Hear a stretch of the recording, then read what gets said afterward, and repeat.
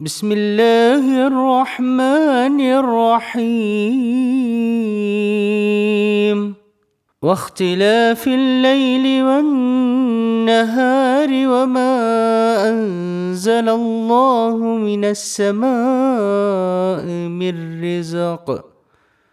من رزق فأحيا به الأرض بعد موتها وتصريف الرياح آيات لقوم يعقلون تلك آيات الله نتلوها عليك بالحق فبأي حديث بعد الله وآياته يؤمنون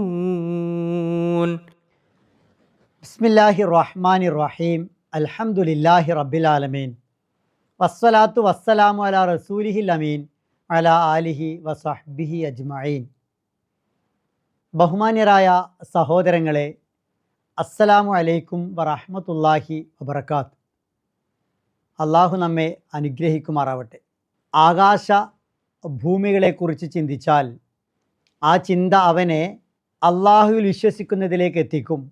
തന്നെ കുറിച്ച്, തൻ്റെ സൃഷ്ടിപ്പിനെക്കുറിച്ച് ആഴത്തിൽ ആലോചിച്ചാൽ ആ ഈമാൻ യഖീനാകും, വിശ്വാസം ദൃഢബോധ്യമാകുമെന്നാണ് 4-ാമത്തെ സൂക്തത്തിൽ അള്ളാഹു പറഞ്ഞു വെച്ചത്. ഇവിടെ സൂറത്തുൽ ജാസിയയിലെ 5-ാമത്തെ സൂക്തത്തിൽ അള്ളാഹു മറ്റു പല ദൃഷ്ടാന്തങ്ങളിലേക്കും നമ്മുടെ ശ്രദ്ധ ക്ഷണിക്കുകയാണ്. ബഖ്തിലാഫി മാറി മാറി വരുന്നതിൽ, അല്ലൈലി രാത്രിയും വന്നഹാർ പകലും, വമാ അൻസലല്ലാ അള്ളാഹു ഇറക്കിയതിലും, മിനസ്സമായി ഉപരിലോകത്ത് നിന്നും, മിർ റിസ്ഖിൻ വിഭവം, ഫാഹിയാ ബിഹിൽ അർള ഫാഹിയാ ബിഹി അതു മുഖേന അള്ളാഹു ജീവിപ്പിച്ചു, അൽ അർള ഭൂമിയെ, ബഅദ ശേഷം മൗത്തിഹ അതിൻ്റെ മൃതാവസ്ഥക്ക്, വ തസ്രീഫി ഗതി നിയന്ത്രിക്കുന്നതിലും, അരിയാഹ് കാറ്റിൻ്റെ, ആയാത്തുൻ തെളിവുകളുണ്ട്, ലി ഖൗമിൻ ജനതക്ക്, യാഖിലൂൻ ചിന്ത ഉപയോഗിക്കുന്ന. അള്ളാഹുവിൻ്റെ ഏകത്വത്തിനും പരലോകത്തിനും തെളിവായി 3 പ്രധാനപ്പെട്ട സംഗതികളാണ് അള്ളാഹു ഈ സൂക്തത്തിൽ ഉയർത്തി കാണിക്കുന്നത്. ഇഖ്തിലാഫുൽ ലൈൽ വന്നഹാർ, രാപ്പകലുകൾ മാറി മാറി വരുന്നത്. 5 ഭാഗങ്ങളിൽ ഖുർആനിൽ ഈ പ്രയോഗം കാണാം. സൂറത്തുൽ ബഖറയിൽ, സൂറത്തു ആലി ഇമ്രാനിൽ, സൂറത്തു യൂനുസിൽ, സൂറത്തുൽ മുഅ്മിനിൽ, അതുപോലെ ഈ സൂറത്തിൽ. രാപ്പകലുകൾ മാറി മാറി വരുന്നത് 3 രൂപത്തിൽ വിശദീകരിക്കപ്പെട്ടിരിക്കുന്നു. ഒന്നിന് പിറകെ മറ്റൊന്നായി വ്യവസ്ഥാപിതമായി രാവും പകലും മാറി വരുന്നു. ഒന്ന് പ്രകാശിക്കും, ചൂടുണ്ട്. മറ്റൊന്ന് ഇരുട്ടാണ്, ചൂട് കുറയും. ഒരു സമയത്ത് പകൽ കുറയും, രാത്രി വർദ്ധിക്കും. പിന്നെ രണ്ടും ഏറെക്കുറെ തുല്യമാകും. പിന്നീട് പകലിൻ്റെ ദൈർഘ്യം വർദ്ധിക്കും, രാത്രിയുടെ ദൈർഘ്യം കുറയും. പിന്നെയും രണ്ടും തുല്യമായി മാറും. ഈ വ്യത്യാസങ്ങളുമായി ബന്ധപ്പെട്ട മഹത്തായ യുക്തികൾ ഏറെയാണ്. ഒരൊറ്റ ശക്തിയാണ് സൂര്യൻ്റെയും ചന്ദ്രൻ്റെയും രാത്രിയുടെയും പകലിൻ്റെയും പിന്നിലുള്ളത് എന്ന് ഈ കൃത്യമായ ഇതിൻ്റെ ചലനങ്ങൾ നമ്മുടെ മുന്നിൽ വരച്ച് കാണിക്കുന്നുണ്ട്. ആ ശക്തി അള്ളാഹുവാണ്. അവൻ കൃത്യമായി കണക്കുകൂട്ടിയാണ് ഭൂമിയെ സംവിധാനിച്ചത്. മനുഷ്യർക്കും ജന്തുജാലങ്ങൾക്കും സസ്യലതാദികൾക്കും ഏറ്റവും അനുയോജ്യമായ ഘടനയിൽ അള്ളാഹു ഭൂമിയെ സൃഷ്ടിച്ചു. അന്ധമായ, ബധിരമായ, യുക്തിശൂന്യമായ രൂപത്തിൽ അവൻ ഒന്നും പടച്ചിട്ടില്ല. എല്ലാം യുക്തിബന്ധുരമാണ്. വമാ അൻസലല്ലാഹു മിനസ്സമാഇ മിൻ റിസ്ഖിൻ, അള്ളാഹു ആകാശത്തിൽ നിന്നും റിസ്ഖ് ഇറക്കിയതിനെക്കുറിച്ചാണ് പിന്നീട് പറയുന്നത്. റിസ്ഖ് എന്നാൽ ഇവിടെ ഉദ്ദേശിക്കുന്നത് മഴയാണ്. എല്ലാ വിഭവങ്ങളുടെയും ലഭ്യത മഴയുമായി ബന്ധപ്പെട്ട് കിടക്കുന്നു. വിഭവങ്ങളുടെ അടിസ്ഥാനവും അത് കിട്ടുന്നതിൻ്റെ കാരണവും വെള്ളമാണ് എന്ന് നമുക്കറിയാം.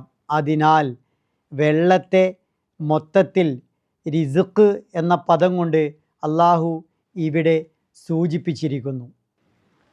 ഫഅഹ്യ ബിഹിൽ അർള ബഅദ മൗതിഹ, ആ റിസ്ക് മുഖേന, വെള്ളം മുഖേന ജീവനറ്റ ഭൂമിയെ, മരിച്ച മണ്ണിനെ ജീവസുറ്റ ഭൂമിയാക്കുന്നു, ജീവനുള്ളതാക്കി മാറ്റുന്നു. മഴ ലഭിക്കുമ്പോഴാണ് മണ്ണിൽ ജീവിതം സാധ്യമാകുന്നത്. മനുഷ്യന് വിണ്ണിൽ നിന്നുള്ള വെള്ളം മണ്ണിലേക്ക് കിട്ടിയാലേ ജീവിതത്തിൽ മുന്നോട്ട് പോകാൻ കഴിയൂ. ഭൂമിയിലെ വിഭവങ്ങൾ, ഫലങ്ങൾ, ജീവനോപാധികൾ എല്ലാം ലഭിക്കുന്നത് അള്ളാഹു നൽകിയ മഴയിലൂടെയാണ്. ഏതു വരൾച്ചയെയും മനുഷ്യൻ അതിജീവിക്കുന്നത് ഈ വരൾച്ചയ്ക്ക് ശേഷം വേനലിനപ്പുറത്ത് മഴയുണ്ടെന്ന പ്രതീക്ഷയിലാണ്. കലർപ്പില്ലാത്ത ശുദ്ധജലത്തിൻ്റെ സ്രോതസ്സാണ് മഴവെള്ളം. ഉപരിലോകത്ത് നിന്നും മഴ വർഷിക്കുമ്പോൾ മണ്ണ് വികസിച്ച് ധാരാളം ജലം ഭൂമിയിലേക്ക് ആണ്ട് പൂണ്ടിറങ്ങുന്നു. ഇത് ചെടികളുടെയും സസ്യങ്ങളുടെയും വളർച്ചയ്ക്ക് ഏറെ സഹായകമാകുന്നു. വമിൻ ആയാത്തിഹി, അള്ളാഹുവിൻ്റെ ദൃഷ്ടാന്തങ്ങളിൽ പെട്ടതാണ് എന്ന് പറഞ്ഞ് ഇതേ സംഗതി അള്ളാഹു സുബ്ഹാനഹു വതആല വിശുദ്ധ ഖുർആനിലെ 30-ാം അധ്യായം സൂറത്ത് റൂമിലെ 24-ാമത്തെ സൂക്തത്തിൽ പറയുന്നുണ്ട്. വമിൻ ആയാത്തിഹി, അവൻ്റെ ദൃഷ്ടാന്തങ്ങളിൽ പെട്ടതാണ് യുരീക്കുമുൽ ബർഖ, നിങ്ങൾക്ക് മിന്നലിനെ അവൻ കാണിച്ചു തരുന്നത്, ഖൗഫം വ തമഅ, ആശയായും ആശങ്കയായും, വയുനസ്സിൽ, അവൻ ഇറക്കിത്തരുന്നു, മിനസ്സമാ, ഈ ആകാശത്ത് നിന്നും, മാ അൻ, വെള്ളത്തെ, ഫയുഹീ ബിഹിൽ അർള, അത് മുഖേന അള്ളാഹു ഭൂമിയെ ജീവിപ്പിക്കുന്നു, ബഅദ മൗതിഹ, അതിൻ്റെ മൃതാവസ്ഥയ്ക്ക് ശേഷം, ഇന്ന ഫീ ദാലിക, നിശ്ചയമായും ഇതിലുണ്ട്, ല ആയാത്തിൽ ലിഖൗമി യഅഖിലൂൻ, ചിന്തിക്കുന്ന ജനത്തിന് ധാരാളം ദൃഷ്ടാന്തങ്ങൾ.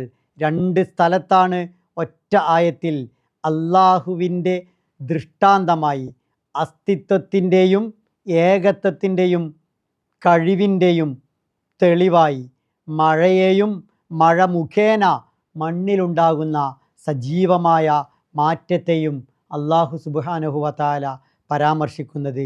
ഈ മാറ്റം ആര് മാത്രമേ അനുഭവിക്കൂ? ബുദ്ധി ഉപയോഗിക്കുന്നവർ മാത്രം. ബുദ്ധി ഉപയോഗിക്കുന്നവർക്ക് മഴ മാത്രം മതി അള്ളാഹുവിലേക്ക് എത്താൻ.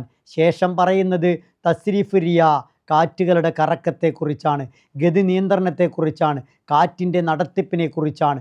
ഖുർആൻ വിവിധ ഭാഗങ്ങളിൽ കാറ്റിനെ അള്ളാഹുവിൻ്റെ ദൃഷ്ടാന്തമായി പരിചയപ്പെടുത്തുന്നത് നമുക്ക് കാണാൻ കഴിയും.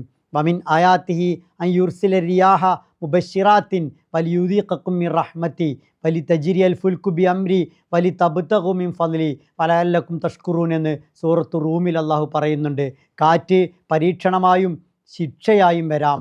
ചലിക്കുന്ന വായുവിനെയാണ് നാം കാറ്റെന്ന് വിളിക്കുന്നത്. ഉയർന്ന മർദ്ദമുള്ള പ്രദേശങ്ങളിൽ നിന്നും താഴ്ന്ന മർദ്ദത്തിലേക്കാണ് സാധാരണഗതിയിൽ കാറ്റ് വീശുന്നത്. കാറ്റിൻ്റെ വേഗത, ദൈർഘ്യം, ദിശ ഇവ നോക്കി കാറ്റുകളെ പലതരത്തിലും തരംതിരിക്കാറുണ്ട്. ഭൂമിയിൽ താപവിതരണത്തിലും സമുദ്രത്തിൽ പ്രവാഹങ്ങൾ സൃഷ്ടിക്കുന്നതിലും കടലിലെ ജലത്തെ ബാഷ്പീകരിക്കാനും പൂമ്പടികളുടെ വിതരണം വഴി സസ്യങ്ങളുടെ പരാഗണം നടക്കാനും എല്ലാം കാറ്റ് ഏറെ സഹായിക്കുന്നു. ഈ കാറ്റിൻ്റെ തസ്രീഫ് അഥവാ ഗതി നിയന്ത്രണം, അതിൻ്റെ ദിശ, വേഗത, അത് കാരുണ്യമാകണമോ കാഠിന്യമാകണമോ, ഇളങ്കാറ്റാകണമോ കൊടുങ്കാറ്റാകണമോ, ചുടുകാറ്റാകണമോ തണുത്ത കാറ്റാകണമോ, എല്ലാം അള്ളാഹുവിൻ്റെ നിശ്ചയമാണ്. റബ്ബിൻ്റെ അത്ഭുതകരമായ കഴിവിൻ്റെ തെളിവാണ് കാറ്റ് പോലും. അത് ബോധ്യമാകണമെങ്കിൽ ലി ഖൗമി യഅഖിലൂൻ, ബുദ്ധി ഉപയോഗിച്ച് മനസ്സിലാക്കണം, ചിന്തിക്കണം.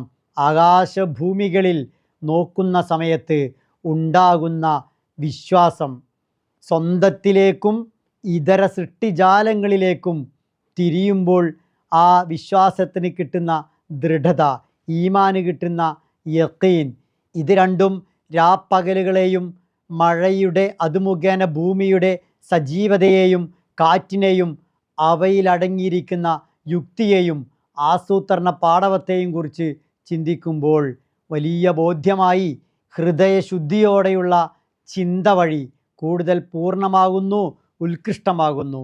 അഥവാ ബുദ്ധി കൊണ്ട് ഗ്രഹിക്കുമ്പോഴാണ്, ബുദ്ധി ഉപയോഗിച്ച് ചിന്തിക്കുമ്പോഴാണ് വിശ്വാസവും ദൃഢബോധ്യവും ഏറ്റവും പൂർണ്ണത കൈവരിക്കുന്നത് എന്നർത്ഥം. അതുകൊണ്ടാണ് ഈ സൂറത്തിൻ്റെ തുടക്കത്തിൽ മുഅ്മിനീങ്ങൾക്ക് ആയത്താണ്, ലി ഖൗമി യൂഖിനൂൻ ദൃഢബോധ്യമുള്ളവർക്ക് ആയത്താണ്, ലി ഖൗമി യഅഖിലൂൻ ചിന്തിക്കുന്നവർക്ക്, ചിന്ത ഉപയോഗിക്കുന്നവർക്ക് ആയത്താണ് എന്ന് പറയുന്നത്. 6-ാമത്തെ ആയത്തിൽ അല്ലാഹു സുബ്ഹാനഹു വ തആല പറയുന്നത്, തിൽക്ക ഇതെല്ലാം ആയാത്തുള്ള അള്ളാഹുവിൻ്റെ ആയത്തുകളാണ്, നെത്ലൂഹ നാം അതിനെ ഓതിത്തരുന്നു, അലൈക്ക താങ്കൾക്ക്, ബിൽ ഹക്ക് യഥാവിധം, ഫബി അയ്യി ഏത് ഹദീസിൻ വർത്തമാനത്തെയാണ്, ബഅദല്ലാ അള്ളാഹുവിന് ശേഷം, വ ആയാത്തിഹി അവൻ്റെ ദൃഷ്ടാന്തങ്ങൾക്കും ശേഷം, യുഅ്മിനൂൻ അവർ വിശ്വസിക്കുന്നത്. അള്ളാഹുവിൽ, അവൻ്റെ ദീനിൽ, പരലോകത്ത് എല്ലാം വിശ്വസിക്കേണ്ടത് അന്ധമായല്ല, തെളിവുകളുടെ അടിസ്ഥാനത്തിലാണ് എന്ന് നേരത്തെ സൂചിപ്പിച്ചിട്ടുണ്ട്. ആയാത്തുള്ള അള്ളാഹുവിൻ്റെ തെളിവുകൾ ഏറ്റവും സത്യസന്ധമായി അത് അള്ളാഹുവിൻ്റെ പ്രവാചകൻ ഓതി കേൾപ്പിച്ചു തരുന്നു, നമുക്ക് പറഞ്ഞു തരുന്നു ഈ വിശുദ്ധ വേദഗ്രന്ഥത്തിലൂടെ. അതിനെക്കുറിച്ച് ചിന്തിച്ച് ബോധ്യപ്പെട്ട് അള്ളാഹുവിലേക്ക് എത്തണം. 25-ാം അധ്യായം സൂറത്തുൽ ഫുർഖാനിൽ 73-ാമത്തെ ആയത്തിൽ ഇബാദുർ റഹ്മാൻ്റെ ഗുണവിശേഷണങ്ങൾ പറയുന്ന കൂട്ടത്തിൽ അള്ളാഹു പറഞ്ഞു, വല്ലദീന ഇദാ ദുക്കിറു ബി ആയാത്തി റബ്ബിഹിം ലം യഖിറു അലൈഹ സുമ്മം വഉംയാന. അള്ളാഹുവിൻ്റെ ആയത്തുകൾ ഓതി കേൾപ്പിക്കപ്പെട്ടാൽ അതിനെക്കുറിച്ച് ചിന്തിക്കുന്നവരാണ് വിശ്വാസികൾ. അന്ധമായി ബധിരമായി അതിൽ വീഴുന്നവരല്ല, കണ്ണു തുറന്ന് സത്യം കാണുന്നവരാണ്, കാത് തുറന്ന് സത്യം കേൾക്കുന്നവരാണ്, അതുവഴി ബോധ്യപ്പെട്ട് അള്ളാഹുവിൽ വിശ്വസിക്കുന്നവരാണ്. അള്ളാഹു ഇത്ര കൃത്യമായി കാര്യങ്ങൾ പറഞ്ഞു തരുമ്പോൾ, അവൻ്റെ ദൃഷ്ടാന്തങ്ങൾ കാണിച്ചു തരുമ്പോൾ, പിന്നെ ഏതൊന്നിലാണ് അള്ളാഹുവിന് ശേഷം, അള്ളാഹുവിൻ്റെ ആയത്തുകൾക്ക് ശേഷം അവർ വിശ്വസിക്കുന്നത് എന്ന വളരെ ഗൗരവപ്പെട്ട ചോദ്യത്തോടെയാണ് 6-ാമത്തെ ആയത്ത് അവസാനിക്കുന്നത്. അള്ളാഹുവിൻ്റെ ആയത്തുകൾ അള്ളാഹുവിലേക്ക് എത്താനുള്ള വഴിയായി, വഴി അടയാളങ്ങളായി സ്വീകരിച്ചു കൊണ്ട് മുന്നോട്ട് പോവുക എന്നതാണ് ബുദ്ധിമാൻ്റെ മുന്നിലുള്ള ഏക രക്ഷാമാർഗം. ആ മാർഗം സ്വീകരിച്ച് മുന്നോട്ട് പോകാനും വിശുദ്ധ വേദഗ്രന്ഥത്തെ കൂടുതൽ പഠിക്കാനും മനനം ചെയ്യാനും ചിന്തിക്കാനും ആ ചിന്തയിലൂടെ അള്ളാഹുവിലേക്ക് കൂടുതൽ അടുക്കാനും നമുക്കെല്ലാം സാധ്യമാകേണ്ടതുണ്ട്. പരസ്പരം പ്രാർത്ഥിക്കുക. അള്ളാഹു സുബ്ഹാനഹു വ തആല അതിന് നമ്മെ തുണക്കുമാറാവട്ടെ.